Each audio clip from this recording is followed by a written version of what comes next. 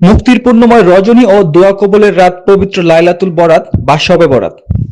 শবে বরাত রাতে মহান আল্লাহর কাছে পাপ থেকে ক্ষমা প্রার্থনা করে নিষ্কৃতি লাভের পরম সৌভাগ্যের রজনী শবে বরাত বা মুক্তির রাত।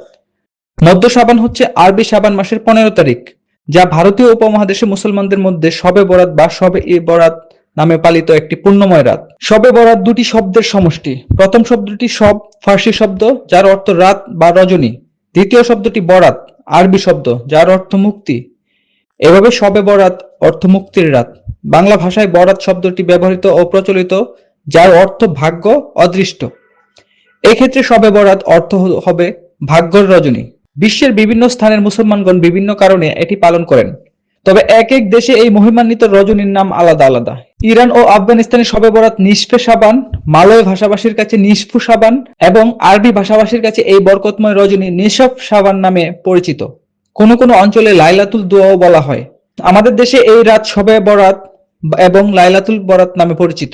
হযরত ইমাম বাগবী রাহমাতুল্লাহ আলাইহি বর্ণনা করেছেন, হুজুর পাক সাল্লাল্লাহু আলাইহি ওয়াসাল্লাম ইরশাদ করেন, শাবান মাস থেকে পরবর্তী শাবান মাস পর্যন্ত মৃত্যুর ফয়সালা করে দেয়া হয়। এমনকি লোকেরা যে বিবাহ করবে, সেই বছর থেকে কতজন সন্তান জন্মগ্রহণ করবে তার তালিকা এবং মৃত্যুর তালিকাও প্রস্তুত করা হয় ওই বছরের অর্ধ শাবানের রাতে, অর্থাৎ শবে বরাতে। সৃষ্টিগুলোর প্রতি রহমতের দৃষ্টি দেন এবং মুশরিক ও হিংসুক ছাড়া সবাইকে ক্ষমা করে দেন।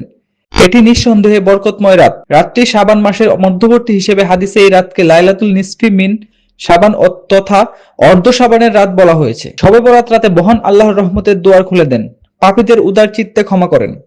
আল্লাহর সঙ্গে অংশীদারি স্থাপনকারী ও অন্তরে বিদ্বেষ পোষণকারী ছাড়া সবাইকে ক্ষমা করে দেন। আলী ইবনে আবি তালিব রাদিয়াল্লাহু আনহু থেকে বর্ণিত, রাসূলুল্লাহ সাল্লাল্লাহু আলাইহি সাল্লাম বলেন, যখন অর্ধ শাবানের রাত তোমাদের সামনে আসে, তখন তোমরা নামাজ আদায় করো এবং পরের দিনে রোজা রাখো। আল্লাহ তাআলা এই রাতে সূর্যাস্তের পর প্রথম আসমানে অবতরণ করেন। এরপর তিনি এই বলে ডাকতে থাকেন, তোমাদের মধ্যে আছে কিনা কোনো ক্ষমা প্রার্থনাকারী, আমি তাকে ক্ষমা করে দেব। তোমাদের মধ্যে আছে কি কোনো রিজিক অন্বেষণকারী, আমি তাকে রিজিক দান করব। তোমাদের মধ্যে আছে কি কোনো বিপদগ্রস্ত, আমি তার বিপদ দূর করে দেব। ফজর উদয় হওয়া পর্যন্ত এভাবেই চলতে থাকে। শবে বরাত রাতে আল্লাহ তাআলা মানুষকে অভাব অনটন, রোগ শোক, বিপদ আপদ ও গুনাহ থেকে মুক্তি চাওয়ার জন্য আহ্বান জানান।